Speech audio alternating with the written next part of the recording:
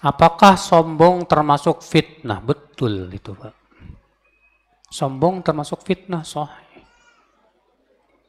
Antum sombong terfitnah. Biasanya sombong itu karena akibat terkena fitnah. Contoh, kenapa antum sombong? Karena terfitnah oleh keilmuan antum.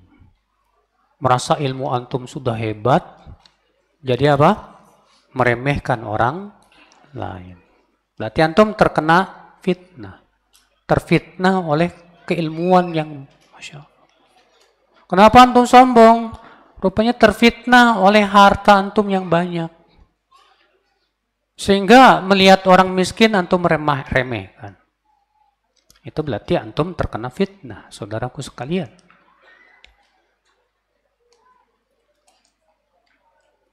Kedatangan antum ke Amwa itu tidak termasuk fitnah ya Ustadz. Ya akhi. Kenapa Anda datang ke Amwa? Anda ingin jelaskan sama antum. Iya. Di sana ustadz-ustadz yang saya tahu mereka tidak pernah ikut-ikutan mentahdzir.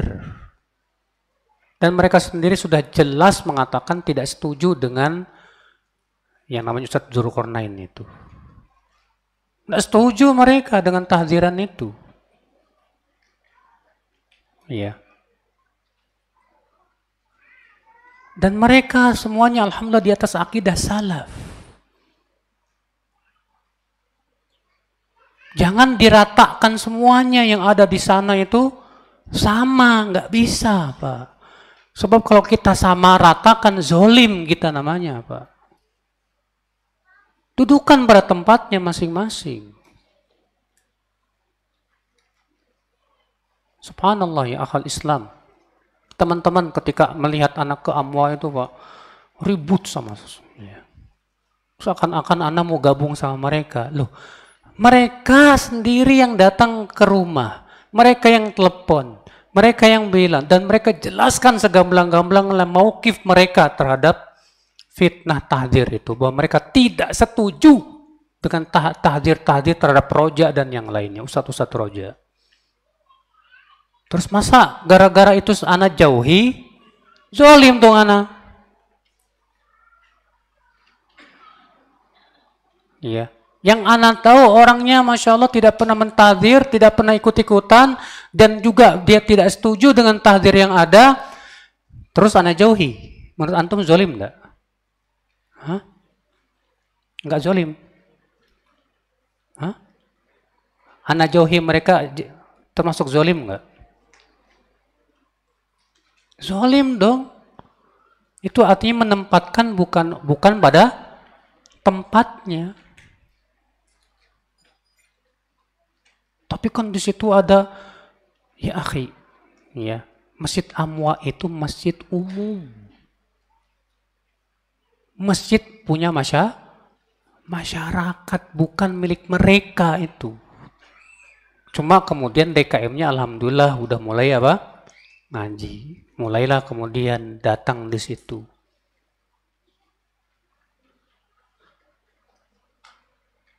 Nah ya akhul Islam azani Allah wa iyyakum. Makanya, ya. Yang kedua, mereka sudah ingin berislah. Katakanlah misalnya mereka itu. Dan sudah mereka berikrar bahwa kami, sudahlah Ustadz, kami sudah bosan dengan tahdzir-tahdziran ini. Dan kami tidak setuju dengan sikap-sikap tahdzir-tahdziran ini. Iya. Kemudian kita bersikeras, oh maaf, ente hizbi. Waduh, nggak bisa juga Pak. Terus nanti tanggung jawabnya kita di hadapan Allah gimana? Rasul bersabda, man qala fi akhihi ma laysa fihi. Siapa yang menuduh saudaranya padahal tidak ada pada dirinya, adkhalahu Allah radghatal khobal. Allah masukkan ia ke dalam nanah darah dalam api neraka. Sampai ia membuahkan bukti yang nyata. Naam, kalau sama Ustadz Dzulqarnain, Ana masih mengambil sikap tegas. Ana tidak mau. Karena dia tidak mau merujuk. Tuduhan-tuduhan dia terhadap Ustadz Yazid, terhadap Ustadz Firanda, tak berdasar sama sekali. Bahwa Ustadz Firanda sudah menegakkan hujah, tapi tetap ngeyel. Kalau sama beliau saya anak tegas juga. Ustadz-ustadz juga semua sepakat tegas sama orang kayak gini. Adapun yang lainnya ustadz-ustadz yang mereka juga sudah menyatakan tidak setuju dengan sikap dia, masa kita samakan dengan dia? Nggak mungkin dong kita samakan. Di mana kalau gitu sikap insaf kita dan adil kita? Sementara Allah mengatakan, ya ayyuhalladzina amanu kunu qawwamina lillahi bil qist. Wala yajrimannakum syana'anu qaumin ala alla ta'dilu. Janganlah kebencian kalian kepada suatu kaum menyebabkan kalian tidak bersikap adil. Gak bisa, Pak. Harus kita adil, kita insaf, kita letakkan pada tempatnya masing-masing. Ya. Saya pernah datang ke beberapa tempat, Pak. Ustadz-ustadz bahkan yang tadinya mereka sudah sangat kuat mentahdir kita, minta ketemu sama ana.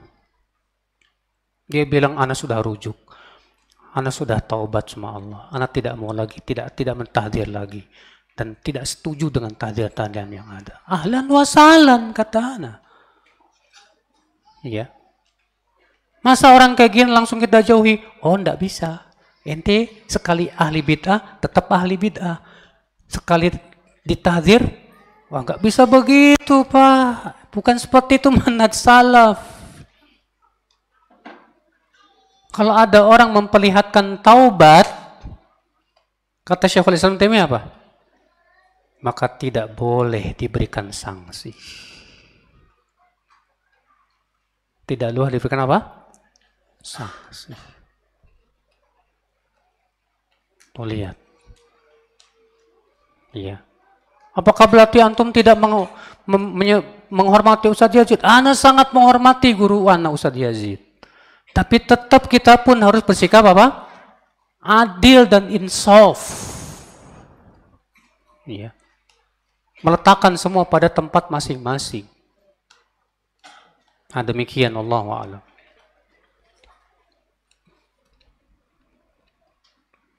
Bahkan di antara mereka, saya ingat banget, Pak. Tahun 2006, waktu saya masih ngajar di Minhajus Sunnah, di antara mereka datang langsung ke Minhajus Sunnah, karena qadarullah Ustadz Yazid sama Hakim nggak ada waktu itu. Karena bilang, ente ngapain masuk sini? Ini sarang buaya loh, Mas. Ente kan mentahdir kami, kok ente datang ke sini? Kata dia apa? Enggak lah, anak sudah berubah sikap kok. Anda justru kesini datang pengen ketemu langsung sama Ustadz Yazid Hakim, kata dia. Iya. Sudah memperlihatkan jelas di mata kita bahwa dia ingin dan tidak lagi seperti itu. Masa kita sikapi keras juga, Pak? Ya nggak adil namanya, Pak. Iya. Aneh namanya itu.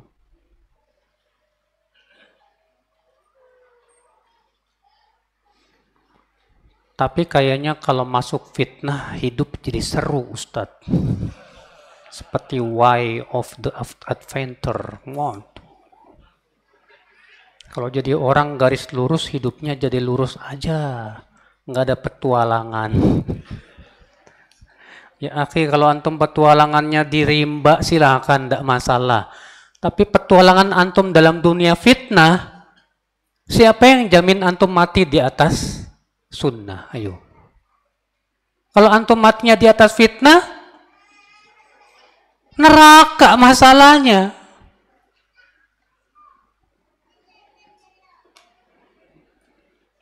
Ini awal Islam. Serunya ini nggak seru ini, Pak.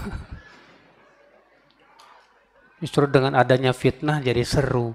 Kalau maksudnya dengan adanya fitnah jadi seru, artinya antum jadi ada perjuangan untuk melawan apa? Fitnah dan menghindari fitnah. Nah itu bagus. Tapi kalau maksud antum dengan antum jatuh kepada fitnah jadi asyik dengan fitnah, waduh. Oleh musibah besar, saudaraku sekalian. Azani Allah wa iyyakum. Apa nasihat bagi ikhwan yang kecanduan nonton sepak bola, Ustadz?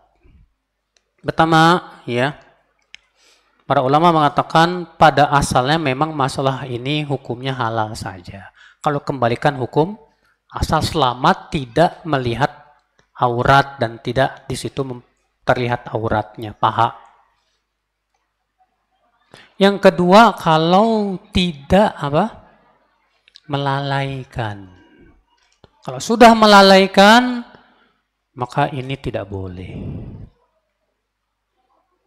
Syaratnya terpenuhi enggak pas antum nonton bola itu? Kalau ternyata tidak terpenuhi, jangan. Apalagi kalau sudah terfitnah hati antum dengan sepak bola sampai habis waktu antum untuk sepak bola. Ya. Apalagi sampai mengidolakan orang-orang kafir, bintang-bintang sepak bola. Waduh. Ini akhi, memang kalau dikatakan Ustaz nonton sepak bola memang haram. Ya, kita kembalikan kepada usul ya. Pada asalnya yang berhubungan dengan masalah dunia memang halal-halal saja. Cuma masalahnya Pak, kita lihat lagi ada nggak di situ mudorotnya, maksiatnya dan yang lainnya. Ya. Ana mantan N11, 9 tahun, Masya Allah. Alhamdulillah tanggal 26 Agustus 2022 Ana resmi keluar. Alhamdulillah. Yang telah memberikan antum hidayah. Yang jadi pertanyaan Ana, bagaimana sikap Ana kepada teman yang masih aktif di N11? Dakwahi sama antum. Jelaskan sejelas-jelasnya tentang kesesatannya. Iya. Sementara sebagian ada yang mencoba mendekati Ana, sedangkan sebagian yang lain menjauhi Ana. Nah ini yang mencoba mendekati antum seret nih sama dia. Ente, yuk ngaji dulu. Dengerin dulu salahnya di mana. Iya. Kalau ente menganggap kami salah, gini aja deh. Ente duduk dulu di majlis taklim, dengarkan, silahkan cari salahnya di mana. Apa hujah ente? Iya. Berusaha, dakwahi mereka, Pak. Dakwahi mereka. Mudah-mudahan mereka dapat hidayah. Karena anak pun di mata mereka sudah kafir alias halal darahnya. Ngeri, Pak. N11 memang mengkafirkan, sahih. Kita ini bagi mereka kafir, halal darah kita. Ya, bagi mereka. Tapi mereka tidak berani dengan terang-terangan. Tapi siapapun yang pernah masuk dalam dunia N11, dia akan tahu itu. Iya. Namun kewajiban antum sekarang, kuatkan ilmu dulu, menuntut ilmu, mengkaji apa syubhat-syubhat mereka, bagaimana membantahnya, nah tuh pelajari itu. Supaya antum bisa menegakkan hujah kepada mereka.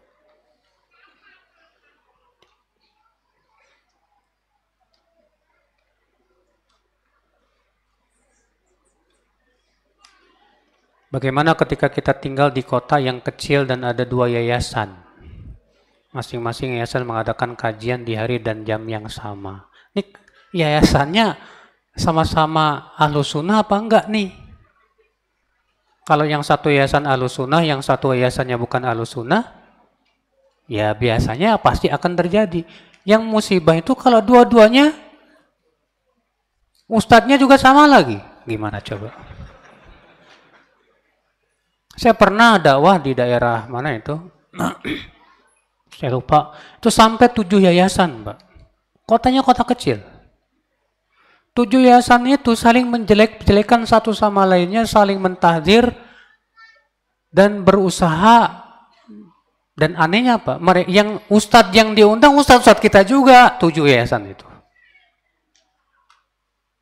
Saya sampai bingung. Kota kecil, dakwah masih mentis, pecah jadi 7 yayasan. Satu sama lainnya nggak akur lagi. Dan akhirnya Ana minta, coba tolong kumpulkan mereka ketua-ketua yayasan, bisa nggak? Alhamdulillah mereka kumpul, Ana nasihatin, Mbak. Alhamdulillah 6 yayasan bergabung lagi. tinggal satu yang masih ngeyel, nggak mau. Memang penting Pak, yang kayak gini harus diislah. Iya. Kasihan wallah, masa dakwah masih mentis sudah apa? Udah pecah gara-gara apa Pak? Ego. Terkadang ada orang merasa saya yang memulai dakwah di sini. Kamu kok bikin saingan? Ya, akhi, jangan dianggap saingan harusnya. Jadikan mitra dan partner. Akhi, antum bikin yayasan enggak apa-apa, silahkan. Ayo kita bermitra, ayo kita partner dakwah. Mudah-mudahan dengan ada 2 yayasan semakin kuat dakwah kita. Adapun kemudian saing-saingan, gesek-gesekan, wallahi akhul Islam. Ini semua tercela dalam Islam. Ya, memang yang paling sulit itu Pak, menjaga ego, Pak. Menjaga ego. Iya.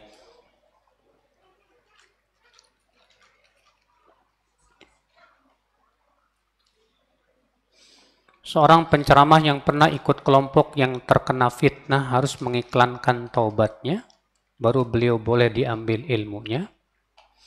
Sebaiknya demikian. Kalau memang dia ya dulu ikut-ikutan menyebarkan kesesatannya. Ketika dia dulu ikut-ikutan menyebarkan kesesatannya, saat taubat dia wajib memproklamirkan dan mengumumkan bahwa saya berlepas diri dari itu semuanya. Iya. Karena Allah mengatakan, illal ladzina tabu wa aslahu wa bayyanu. Itu bagi orang yang menyembunyikan ilmu. Iya. Nah ini, jadi kalau ada orang yang memang dulunya berdakwah kepada kesesatan dan ikut menyebarkan kesesatan, maka ketika bertaubat wajib dia untuk mengumumkan bahwa dia sudah berlepas diri dari kesesatannya itu.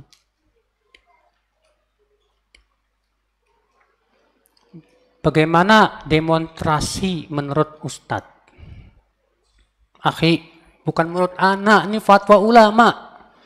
Fatwa Syekh bin Baz, Syekh Fauzan, Syekh Utsaimin, Syekh Albani, semua mengatakan demo haram. Para ustadz-ustadz kita yang mengharamkan demo juga karena ngikutin fatwa para ulama. Ya. Apa manfaatnya demo? Demo itu yang ada manfaat, tidak ada manfaatnya sama sekali, Pak. Bahkan demo itu sangat mudah dimasuki para provokator. Sangat mudah. Ya, tapi kan negara kita memperbolehkan demonstrasi. Masalah negara kita memperbolehkan, tapi secara hukum syariat nggak boleh, tetap nggak boleh. Tetap nggak boleh, saudaraku. Cara menasihati pemimpin. Rasulullah mengatakan man arada an yunasih lidhi sultan fala yubdiha alaniyah.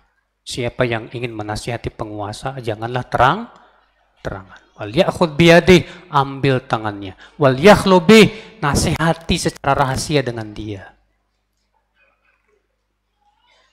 Kalau kita tidak, siapa saya, nggak mungkin. Coba sampaikan kepada orang-orang yang didengar ucapannya oleh siapa? Pemimpin, supaya dia menasihati. Antum punya kenalan orang yang ada di DPR pusat, Mas tolong dong sampaikan. Sebab kalau saya yang nyampein, siapa saya nggak bakalan dianggap. Ya, nggak masalah, antum sampaikan begitu. Tapi kemudian Pak, sebagian orang mengatakan, malah mengumumkan, saya ini sudah nasihatin loh, tapi nggak mau didengar. Nabi yang menyuruh kita menasihati secara sembunyi-sembunyi, bukan terangan.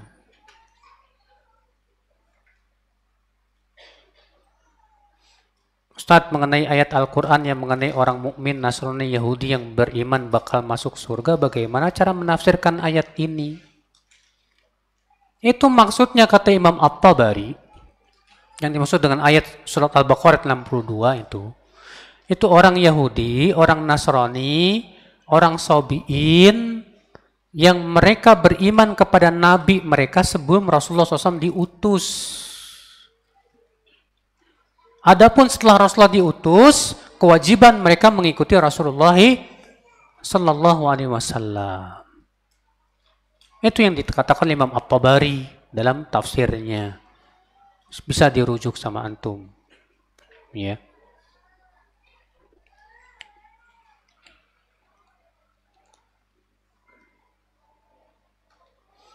Ada keluarga yang selalu berbuat maksiat, kita sudah nasihati Ustadz.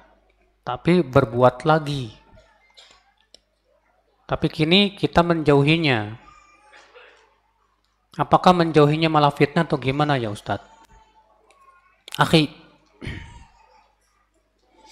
menjauhi atau menghajar itu kalau memang ada manfaatnya. Manfaat tujuan menghajar itu supaya orangnya kapok lalu meninggalkan maksiat. Seperti yang terjadi pada Ka'ab bin Malik, 3 orang sahabat yang waktu itu tidak ikut perang. Dihajar sama Rasulullah 50 hari lamanya, Pak. Setelah mereka taubat, Allah pun kemudian menyuruh Rasul dan para sahabatnya kembali berbicara dengan dia. Nah sekarang kalau antum meninggalkan dia, malah dia semakin berbuat maksiat,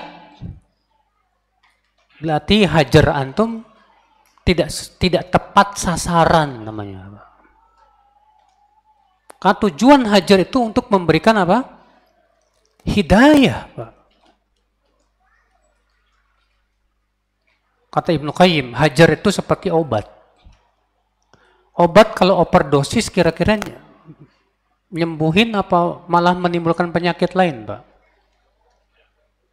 Yang namanya obat itu harus sesuai dengan takaran. Kalau obat itu overdosis, nggak boleh. Kurang juga nggak bagus. Maka disesuaikan keadaannya. Coba antum lihat. Kalau antum sabar terus menasihati lagi, nasihati lagi.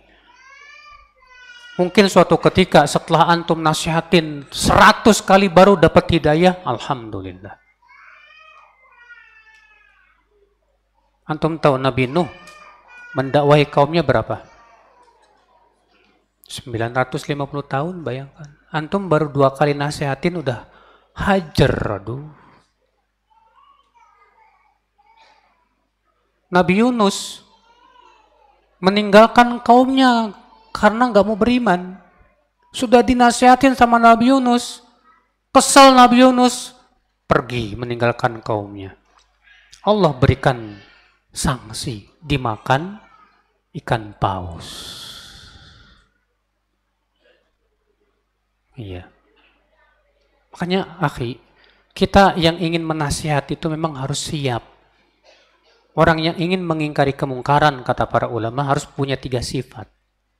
Yang pertama, punya ilmu. Yang kedua, sabar. Dan yang ketiga, halim, tidak cepat emosi. Kalau antum orangnya nggak sabaran dan temperamenan, susah antum dalam dakwah. Ya, sabar. Memang menasihatin orang tuh harus sabar. Ustadz, kalau mempromosikan dagangan di TikTok, fitnah nggak ya? Ana nggak pernah masuk TikTok. Kalau Facebook Ana ada akunnya. Tapi kalau TikTok Ana nggak tahu. Di dalamnya gimana Ana nggak tahu. Coba tanya sama Ustadz yang pernah masuk TikTok.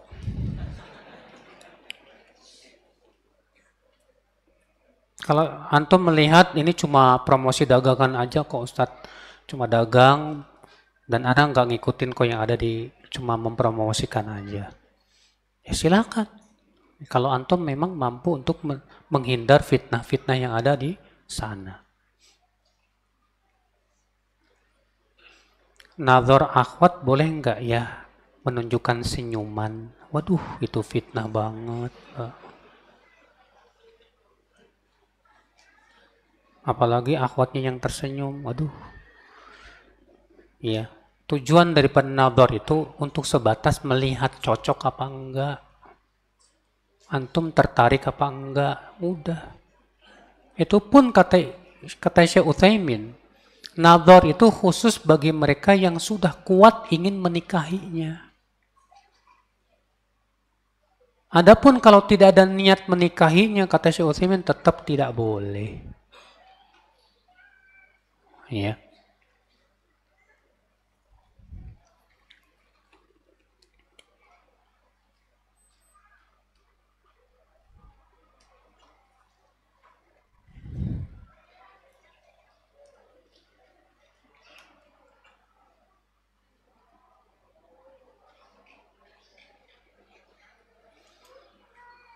Tapi sepertinya sudah tidak ada yang bertanya lagi.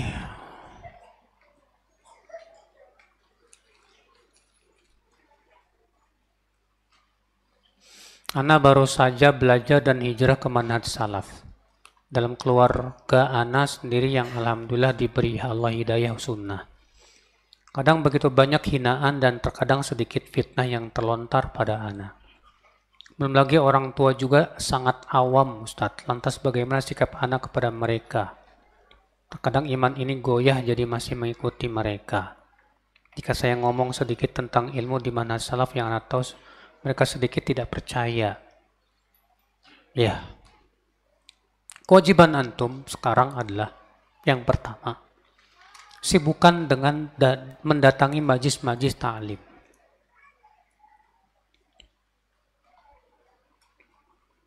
Sibukkan dengan ilmu. Sambil mencari teman-teman yang cocok dengan antum yang saleh, yang menguatkan antum untuk istiqomah. Ya. Adapun tentang masalah hinaan, fitnah, jadikan Rasulullah dan para Rasul sebagai tauladan. Rasulullah SAW dulu dituduh apa, Pak? Hah? Gila. Apalagi? Penyihir. Syairun majnun. Antum sabarlah. Kita ini hidup pengen bebas dari cercaan susah. Jangankan kita, Allah aja dicerca. Allah loh, Pak. Ada nggak yang mencaci maki Allah? Ada, Pak. Allah aja nggak selamat dari cacian. Kita pengen selamat dari cacian, nggak bisa, Pak. Sabar. Ya. Memang ini konsekuensi berat. Rasulullah makanya mengabarkan dalam hadis yang sahih, ya, bahwa akan datangnya suatu zaman orang yang berpegang kepada agamanya seperti memegang apa? Bara api. Seperti memegang bara api. Ya.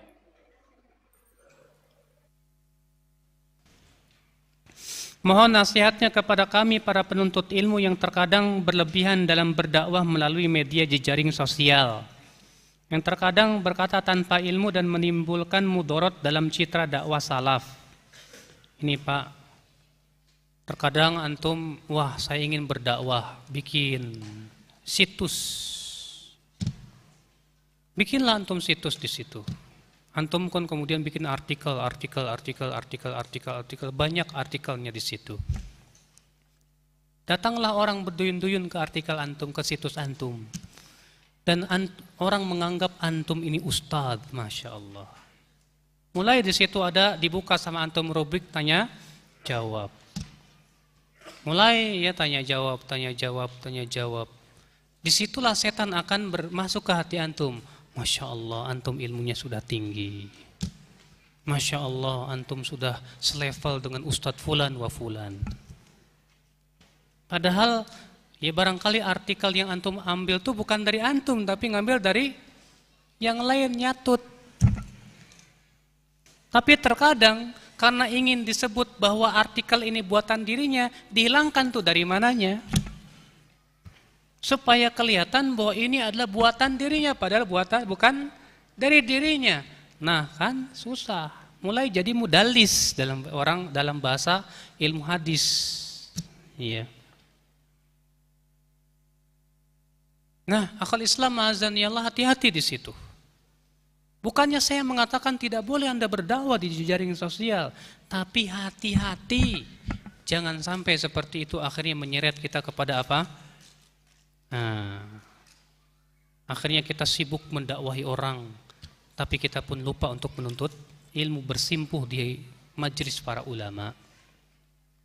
Ya akhi azani Allah wa yakum. Dahulu para ulama, hari-hari mereka ketika mereka menuntut ilmu, lebih banyak harinya habis untuk menuntut ilmu dulu sebelum matang. Lah kalau takutnya Pak, kalau matang sebelum waktunya kan jadi gimana Pak? Kayak buah dikarbitin kan gitu. Iya. Makanya ya akhi azani Allah wa yakum, antum yang ingin berdakwah di jejaring sosial, silahkan terbuka. Tapi pelihara dan perhatikan dawabit, batasan-batasannya. Apa batasannya? Yang pertama, jangan lupa selalu konsultasi dengan para ustadz. Supaya antum tidak memberikan sebuah sikap yang akhirnya menyebabkan malah menimbulkan citra dakwah malah apa? Buruk. Sebuah contoh Pak. Ketika ada salah seorang ustadz dikritik berat oleh salah seorang habib. Di mana? Di jejaring sosial. Di YouTube dan yang lainnya. Akhirnya orang yang membela ustadz ini marah kan? Wah, kesel. Keluarlah kata-kata yang kotor. Ini Habib bodoh banget misalnya. Ini orang jahil murokab misalnya. Ini orang begini-begini. Akhirnya lawannya membaca kurang ngajar. Oh begini ya orang-orang salafi, gak punya adab. Nah kan gitu. Yang rusak siapa Pak? Akhirnya apa? Ya, yang jadi sasaran bukan yang mengkritisi, tapi ustadz itu. Betul ya akhi. Makanya antum boleh marah, tapi bantahlah secara ilmiah dengan kata-kata yang sejuk. Bantah secara ilmiah dengan kata-kata yang sejuk, gak masalah. Iya. Ini akal Islam azani Allah wa yakum. Maka dari itulah ya batasan ini yang harus kita antum pahami.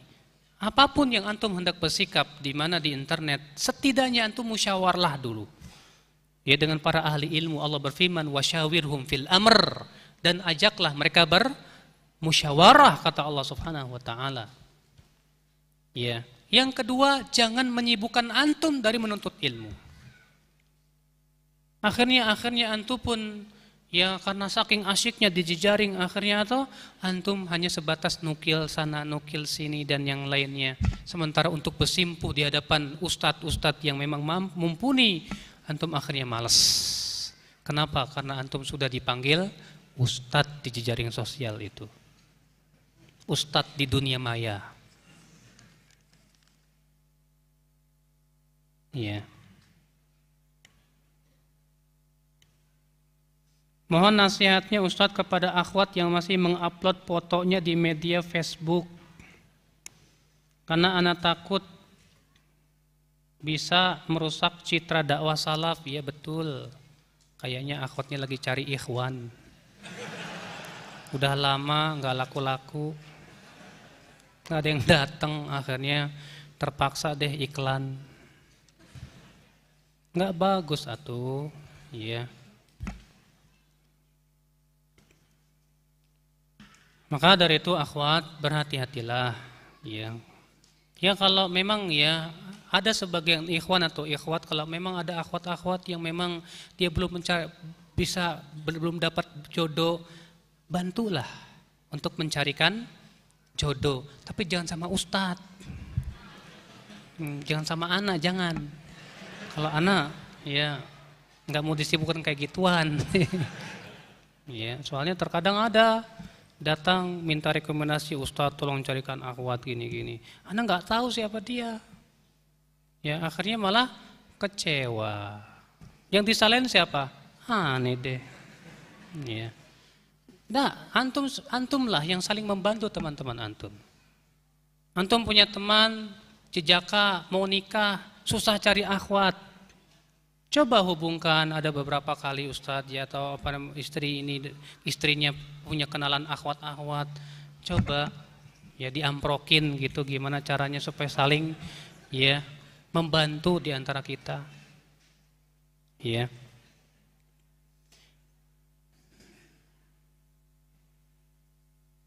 Bagaimana jika Ustadz yang ceramah justru membuat bahan ketawaan sehingga justru menurunkan wibawanya sendiri?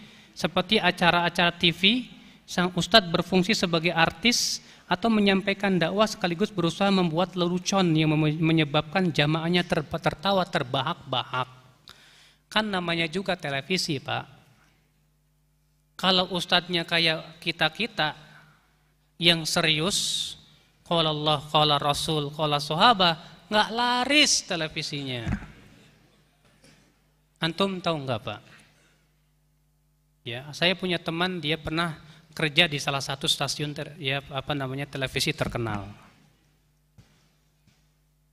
Dia cerita ke saya, tahu nggak Ustadz, yang membuat tenar Ustadz Fulan itu saya. Waktu itu saya nggak tahu. Dia tenar gara-gara saya, karena saya yang megang. Waktu itu perjanjian kita dengan dia adalah dia bukan sebagai seorang ustadz, tapi sebagai hiburan saja, entertainment. Tapi karena yang namanya ceramah di televisi semua orang kan tahu, Pak. Makanya televisi itu pasti yang akan dipilih oleh televisi adalah ustadz yang bukan hanya sebatas ini tapi menghibur. Itu tujuan utamanya. Ya enggak? Iya. Makanya tidak aneh ya, di televisi dai-dai itu berlomba-lomba untuk mendapatkan apa? Massa, karena tujuannya untuk mendapatkan massa. Makanya ada yang satu punya kebiasaan begini, satu ya begitu. Akhirnya apa yang terjadi? Siapa yang paling lucu, itu yang paling didoyani orang. Musibah, Pak. Makanya dakwah salafiyah itu tidak pernah mendidik murid-muridnya untuk seperti itu. Coba bayangkan, kalau ustadz dari awal sampai akhir ketawa terus. Setelah selesai kajian murid-muridnya bukannya ilmu. Tadi ustadz lucu ya. Nah kan? Yang diingat di kepala itu apa? Lucunya, bukan ilmunya. Ya. Makanya ya akhi azani Allah wa yakum, ya tentunya tidak ada manfaatnya Anda untuk mengambil ilmu dari yang seperti itu. Sebab ambillah ilmu dari orang-orang yang betul-betul mumpuni keilmuannya, yang betul-betul berakhlak dengan akhlak para dai yang betul-betul berdakwah kepada Allah Subhanahu wa taala. Ada orang ustadz yang mengatakan sampaikan dariku meski satu ayat. Padahal katanya kita harus menuntut ilmu terlebih dahulu. Tapi kan ada hadis yang mengatakan sampaikan dariku walaupun satu ayat. Bagaimana itu? Nah ini harus kita pahami Pak hadis ini. Rasulullah hanya mengatakan sampaikan dariku walaupun satu ayat. Apakah menyampaikan itu harus jadi penceramah? Keliling kesana kemari? Yang namanya menyampaikan itu Anda bisa SMS ke teman Anda, ya kan? Yang namanya menyampaikan itu Anda bisa sampaikan kepada teman Anda di kantor, ya kan? Sebatas itu silahkan. Adapun kemudian dia baru tahu satu hadis, dua hadis, kemudian lihat ceramah kemana-mana. Subhanallah ya akhal Islam. Bukan tempatnya hadis seperti itu ya akhi. Ya untuk ceramah itu Pak butuh kepada keilmuan yang luas. Ya, sebab kalau ceramah pasti akan ada pertanyaan. Bagaimana dia akan bisa menjawab pertanyaan kalau dia tidak punya punya ilmunya. Iya Allah. Makanya ya ini adalah sebagai penempatan dalil bukan pada tempatnya. Anda terus menuntut ilmu. Setiap ilmu yang Anda miliki, Anda sampaikan melalui jejaring sosial, silakan. Selama ilmu itu betul-betul Anda sudah fahami. Makanya Rasulullah SAW ketika menyebutkan tentang keutamaan mendengarkan hadis Nabi SAW, apa kata beliau? Naddarallahu mra'a sami'a maqalati fawa'aha wa hafidhaha wa addaha. Semoga Allah memberikan cahaya kepada wajah orang yang mendengarkan sabdaku, lalu ia memahaminya, lalu ia menghafalnya, lalu ia menyampaikannya. Lihat, pahami dulu, hafalkan, kuasai, baru sampaikan. Hadis yang antum mau sampaikan itu, sudahkah antum ketahui bahwa itu hadis yang sahih? Ayat yang antum mau sampaikan itu, apa antum sudah tahu ayat ini mansukh atau tidak? Apa sabab nuzulnya? Bagaimana penafsiran para ulama tentangnya? Coba ketahui dulu. Baru antum sampaikan setelah antum memahami benar tentang makna ayat yang hendak antum sampaikan. Ini enggak sebatas comot ayat, pahami sendiri. Akhirnya kayak orang liberal, Mas. Akhirnya kayak orang N11. Orang N11 kan enak banget nyabut ayat, pahami sendiri. Kata mereka apa? Allah menyeru kepada N11. Allah berfirman, wallahu yad'u ila daris salam. Allah menyeru kepada Darussalam. Dar itu negara, salam itu Islam. Jadi negara Islam, ya, maka itu adalah N11 maksudnya. Maka orang yang tidak mau ikut N11 berdasarkan ayat ini, neraka. Bukan namanya nafsirin sendiri. Masya Allah. Ya. Terkadang orang mudah banget, Pak, nafsirin ayat itu seenaknya tok gitu loh. Musibah. Na'udzubillah, nasallallahu salamata wal afiyah.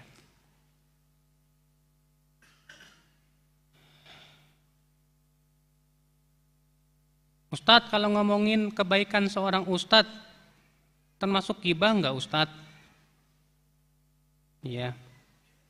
Misalnya Ustadz Fulan gayanya begini, Ustadz Fulan gayanya begitu.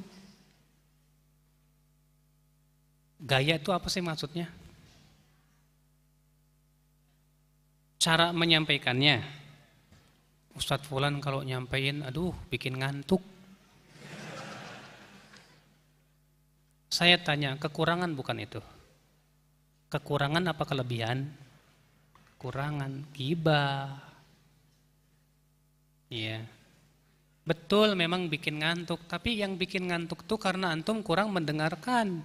Kalau antum mencatat dan memahami, apalagi dia seorang ustadz yang betul-betul kuat keilmuannya, yang terpenting dia punya ilmu yang sangat kuat, walaupun cara menyampaikannya kurang enak, tapi tatkala antum mencatatnya baik-baik dan memahaminya, hilang, Pak.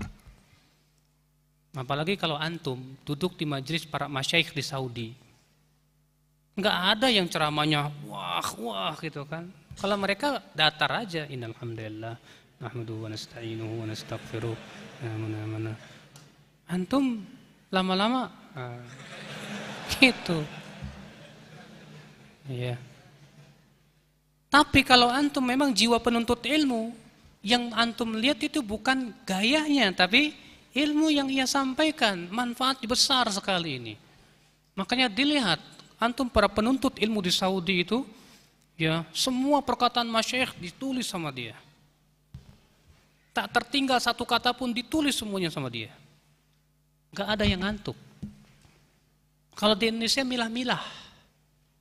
Wah, kalau Ustadz Anu asyik nih, dating Kalau Ustadz Anu ngantuk. Berarti Anda belum sebagai penuntut ilmu. Anda ini hanya sebatas mencari hiburan belaka. Jadilah Anda pejiwa penuntut ilmu yang betul-betul mencintai ilmu. Ya. Kalau gayanya dia datar tapi ilmunya luar biasa, itu kan Masya Allah faidah besar ya akhi azan ya Allah wa yakum. Ya. Betul enggak? Betul nggak? Abang-abang tanya jawab. Ya, ikhwatul Islam azan ya Allah wa iyyakum. Jadi ghibah itu kata Rasulullah apa sih? Dzikruka akhaka bima yakroh. Menyebut saudaramu di belakang dia dalam perkara-perkara yang dia tidak sukai. Itu. Adapun masalah-masalah kebaikan, kita menyebutkan kebaikan Ustadz Fulan, Masya Allah Ustadz Fulan itu begini, tawadu, begini, nggak masalah, silakan. Kalau untuk memberikan maslahat, targib agar orang itu mau mengambil ilmunya, kalau memang dia memang betul-betul berhak diambil ilmunya. Iya. Ini akal Islam, azani Allah wa iyyakum.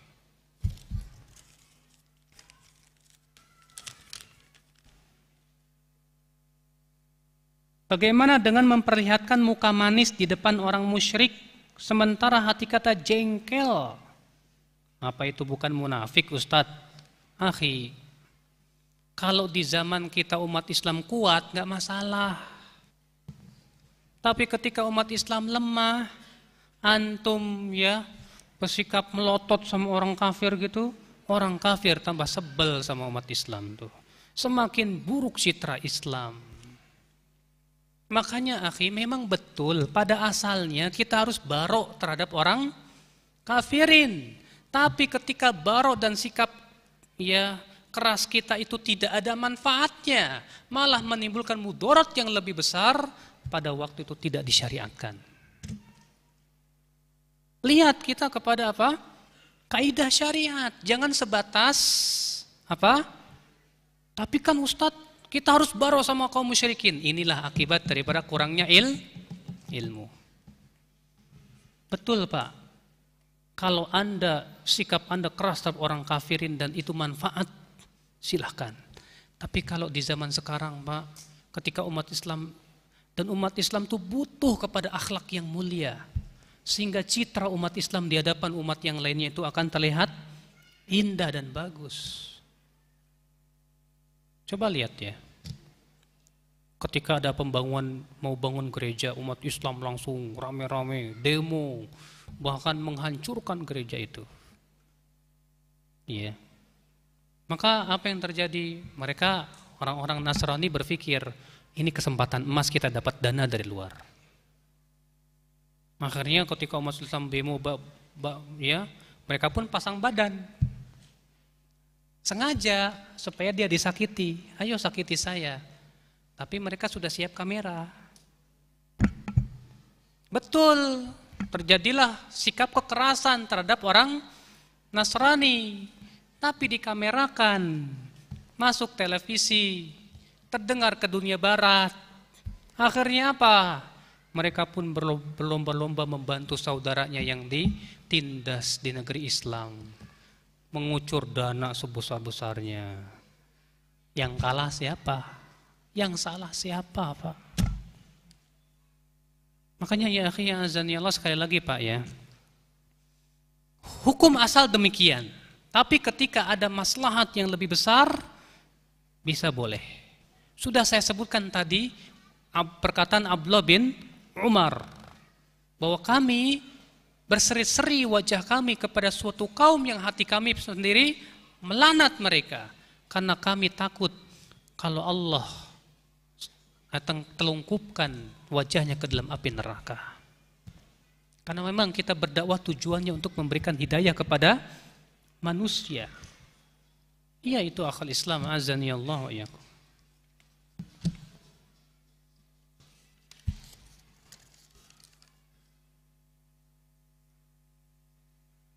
Adakah upaya untuk saling berdialog dengan salafi yang asli? Maksudnya apa? Berarti ada salafi asli, salafi palsu ya.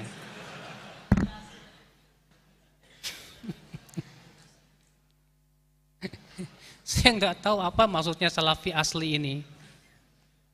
Ya, memang ada kelompok-kelompok yang mengatakan ya kami ini salafi murni. Kalau itu salafi sururi, yang ini salafian, yang ini salapi pakai P. Akhi azani Allah wa iyakum. Dialog untuk mencari kebenaran, na'am. Tapi dialog ada etikanya.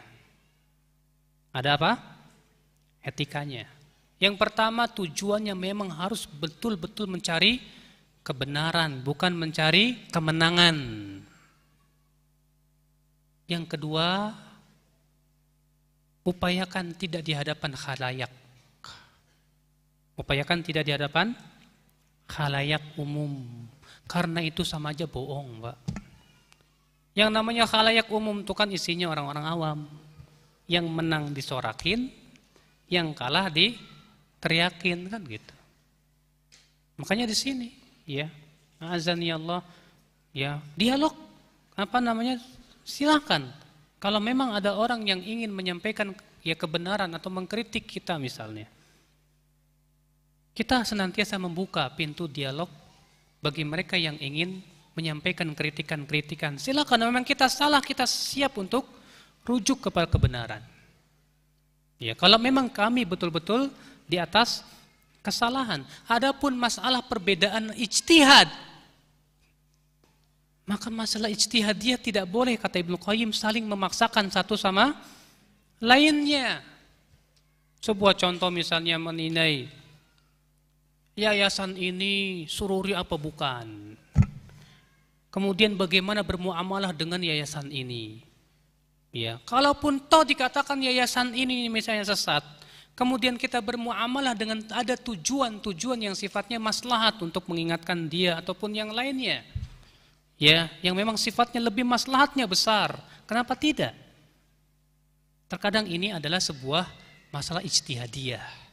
Sebuah contoh misalnya, masyayikh di Saudi ada yang ya memperbolehkan, silakan ya kalian berta'awun dengan sebuah yayasan ya terkenal di Kuwait itu. Silakan. Sebagian masyayikh lagi mengatakan tidak boleh sama sekali. Di Madinah sendiri ada 2 masyayikh dalam hari ini. Dulu waktu saya masih kuliah. Tapi kemudian mereka kalau saling bertemu, saling berpelukan, biasa saja, nggak saling tahdir. Kita yang di Indonesia murid-muridnya tahdir-tahdiran kan lucu. Iya. Mereka para ulama faham ini masalah ijtihadiyah. Kita nggak faham kalau ini masalah ijtihadiyah yang kalau kita lihat ya masing-masing mempunyai adillah. Padahal masalah-masalah seperti ini, kata Syekhul Islam yang kedua yaitu Ibnu Qayyim, tidak boleh kita saling memaksakan pendapat. Tidak boleh. Ya. Maka dari itu ya akhi, ya, disitulah kita harus memahami mana perkara yang memang kita tidak bisa bertoleransi, mana perkara yang memang kita masih bisa bertoleransi, dan tidak boleh kita saling menyesatkan. Di sini harus kita paham. Ilmu yang masuk apakah ilmu dunia atau akhirat? Dua-duanya. Tapi ilmu akhirat jauh lebih penting, lebih besar pahalanya. Kenapa, Pak? Karena kemaslahatan ilmu dunia itu mengikuti kemaslahatan akhirat. Ya. Kalau ilmu tersebut yang sifatnya duniawiyah itu digunakan untuk kemaslahatan akhirat, itu jadi ilmu yang bermanfaat, Pak. Bapak punya ilmu komputer yang luar biasa, tapi hanya untuk digunakan untuk kepentingan dunia, tapi tidak digunakan untuk kepentingan akhirat, nggak dapat pahala, Pak. Iya. Tapi kalau Bapak gunakan ilmu komputer bukan hanya buat cari duit, tapi juga untuk kemaslahatan dan membela agama, manfaatnya luar biasa, Pak. Iya. Makanya ilmu dunia kita butuh untuk menyempurnakan ilmu agama. Tapi ilmu agama itu yang sangat penting, tujuan kita. Makanya ilmu dunia itu wasilah, sedangkan ilmu akhirat itu tujuan. Iya. Karena ilmu komputer nggak bakalan ditanya sama malaikat mungkar nakir, Pak. Bapak nggak bakalan ditanya sama malaikat mungkar nakir di kuburan. Kamu udah bisa komputer berapa? Ya. Aplikasi apa yang sudah kamu tahu? Nggak bakalan. Malaikat nanyanya apa? Siapa Rabbmu? Siapa nabimu? Apa agamamu? Itu. Ya. Kedudukan dalil puasa Rajab dan sholat nisfu Sya'ban, apakah Rasulullah dan para sahabat pernah melakukan? Jazakallahu khair. Al-Hafidz Ibnu Hajar mengatakan, hadis yang menyebutkan tentang sholat nisfu Sya'ban palsu. Ibnu Jauzi berkata hadisnya palsu dengan kesepakatan seluruh ahli hadis. Dan hadis-hadis yang menyebutkan tentang amalan khusus di bulan Rajab palsu semuanya, Pak. Nggak ada yang sahih. Iya. Seperti misalnya siapa yang puasa di hari pertama, kedua, ketiga di bulan Rajab akan dapat begini, begini, begini. Itu semua palsu, Pak, palsu. Iya. Dalam suatu hadis Nabi bersabda begini, hai manusia, taubat dan istighfarlah kepada Allah, karena aku setiap harinya taubat dan istighfar 100 kali. Boleh enggak Ustaz saya istighfar 1000 kali sehari? Jangan ditentukan bilangan. Karena istighfar itu ada dua macam. Ada istighfar yang sudah ditentukan bilangannya oleh Rasulullah SAW, yaitu istighfar di waktu pagi, di mana di waktu pagi kita disyariatkan untuk membaca astagfirullah wa atubu ilaih 100 kali. Ada istighfar yang tidak ditentukan bilangannya, yaitu perintah untuk memperbanyak istighfar. Iya.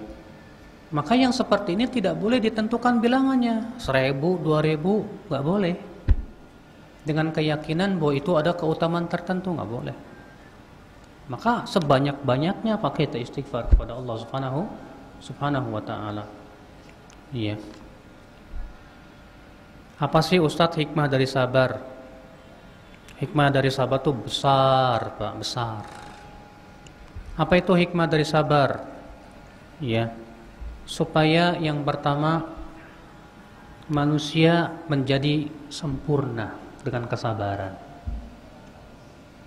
Karena dengan sabar itulah manusia yang mampu untuk menahan hawa nafsunya. Manusia bisa menahan syahwatnya. Masalahnya Pak, manusia itu terdiri daripada hawa nafsu dan syahwat. Bapak kalau nggak punya syahwat makan, nggak mau makan. Bapak kalau nggak mau punya syahwat ke perempuan, nggak mau nikah. Kalau ciptakan syahwat karena ada maslahat, supaya manusia mau makan, supaya manusia mau kawin, supaya manusia mau cari duit. Kenapa manusia itu mau kawin? Ada syahwat. Kenapa manusia itu mau menikah? Ada syahwat gitu kan. Tapi syahwat ini juga ada sisi mudorotnya. Nah, ini butuh kesabaran, Pak. Kalau kita tidak mempunyai kesabaran, kita akan lebih buruk dari binatang ternak. Makanya dengan kesabaran itulah manusia menjadi sempurna, Bapak sekalian. Ya, insyaallah. Ustaz, apakah ada hadis sahih yang menceritakan bahwa ketika Rasulullah nanti bangkit, beliau melihat Nabi Musa telah bergelantungan di kaki Arash? Ada sahih riwayat Muslim. Riwayat Bukhari dan Muslim bahkan. Apakah Nabi Musa termasuk makhluk yang dikecualikan Allah untuk tidak merasakan hari kiamat? Ya. Perlu kita ketahui, Pak. Ya. Rasulullah pun tidak akan pernah merasakan hari kiamat. Semua kaum mukminin tidak akan pernah merasakan hari kiamat. Yang merasakan hari kiamat hanya orang kafir. Makanya kata Rasulullah SAW, la taqumus sa'ah illa ala syiraril khalqi, tidak akan tegak hari kiamat kecuali kepada seburuk-buruknya makhluk. Jadi nanti Pak, di akhir ketika Allah mau menegakkan hari kiamat, Allah akan kirimkan angin yang lembut, dan angin itu akan mencabut nyawa setiap muslim. Setelah muslim tidak ada lagi di dunia, tegak hari kiamat. Makanya hari kiamat akan tegak kalau sudah tidak ada orang Islam lagi, baru tegak hari kiamat. Makanya orang Islam gak bakalan merasakan hari kiamat. Ya, mereka akan diwafatkan dulu semuanya. Adapun tentang masalah Nabi Musa, apakah berarti beliau tidak dikuburkan? Ya dikuburkan lah. Apakah berarti beliau dibangkitkan dari alam kubur sebelum Nabi Muhammad? Nabi Musa dulu baru Nabi Muhammad, tidak menunjukkan Bapak. Hadis itu hanya menunjukkan bahwa Nabi Muhammad dibangkitkan melihat Nabi Musa bergelantungan. Tidak menunjukkan bahwa Nabi Musa yang dibangkitkan dahulu, enggak. Iya. Karena kata-kata aku dibangkitkan dari kubur bisa jadi langsung atau ada jedanya, Pak. Karena di sini ya kata para ulama ini tidak menunjukkan bahwa Nabi Musa lebih dulu, enggak. Justru pendapat yang kuat bahwa yang pertama kali dibangkitkan dari alam kuburnya dan Nabi Muhammad sallallahu alaihi wasallam. Apakah ada dalil tentang bentuk sangkakala? Ada. Lihat Imam Ahmad. Ya, kata Rasulullah SAW, sangkakala itu ya kalbuk, seperti tanduk. Akan tetapi tidak ada yang mengetahui besarnya kecuali Allah. Ya, bentuknya seperti tanduk, Pak. Tapi tidak ada yang mengetahui besarnya kecuali Allah, hanya Allah yang Maha tahu. Apakah Dajjal sudah ada semenjak zaman Rasul? Ada. Riwayat Muslim dalam sahihnya, di antara sahabat yang pernah ketemu Dajjal namanya Tamim bin Aus Ad-Dari Abu Ruqayyah. Ya. Tapi Dajjal akan muncul nanti di akhir zaman. Dari mana? Di sebuah tempat namanya Yahuda, di Asfahan. Dan Asfahan itu bagian dari Iran, Pak. Apa sih Ustadz hal-hal yang menyebabkan rezeki itu jadi seret? Yang pertama, nggak mau cari rezeki, malas, diem aja di rumah, ya seret lah, Pak. Ya. Yang kedua, banyak yang melakukan maksiat membuat seret. Tapi Ustadz, saya melihat ada orang berbuat maksiat tambah banyak tuh rezekinya. Nah, ini yang bahaya, Pak. Kalau ada orang dikasih rezeki gara-gara banyak maksiat, itu artinya Allah benci kepada dia. Allah ingin supaya adabnya tambah keras. Ya. Na'udzubillah. Siapakah ustadz-ustadz yang senior yang di atas sunnah? Ya alhamdulillah, ada Ustadz Yazid, ada Ustadz Abdul Hakim. Ya. Adakah riwayat atau hadis yang mengatakan Nabi Khidir masih hidup? Enggak ada. Siapa yang mengatakan Khidir masih hidup zaman sekarang? Bawakan dalilnya. Kalaulah Khidir hidup di zaman Rasul, Khidir wajib ikut Nabi. Ikut sholat berjamaah, ikut berjihad. Ya. Tapi enggak ada itu. Makanya yang rajih, Pak, Khidir meninggal dunia. Dia masuk dalam firman Allah, innaka mayyitun wa innahum mayyitun. Sesungguhnya engkau bakalan mati dan mereka juga bakalan mati. Semua bakalan mati. Ya. Maka dari itulah Rasulullah bersabda, "Lau kana Musa hayyan," kalau Musa masih hidup, dia harus ikut aku. Itu Nabi Musa. Dan seluruh ulama sepakat Nabi Musa lebih utama daripada Khidir. Ya. Maka dari itulah keyakinan orang tasawuf mengatakan Khidir masih ada, itu dongeng, Pak, dongeng. Ya. Sekarang apa cirinya Khidir coba? Ada cirinya enggak? Barangkali ya di pipinya ada agak tompel dikit. Atau bagaimana bentuknya? Kalau ada orang cuma ngaku-ngaku saya Khidir, setan juga bisa ngaku-ngaku, Pak. Semua orang juga bisa ngaku-ngaku saya Khidir, Pak. Gampang. Maka dari itulah Bapak sekalian, ya. Adapun riwayat yang mengatakan bahwasanya Khidir bertemu dengan Nabi Muhammad di Arafah, itu palsu semuanya, Pak. Tidak ada yang sahih. Iya.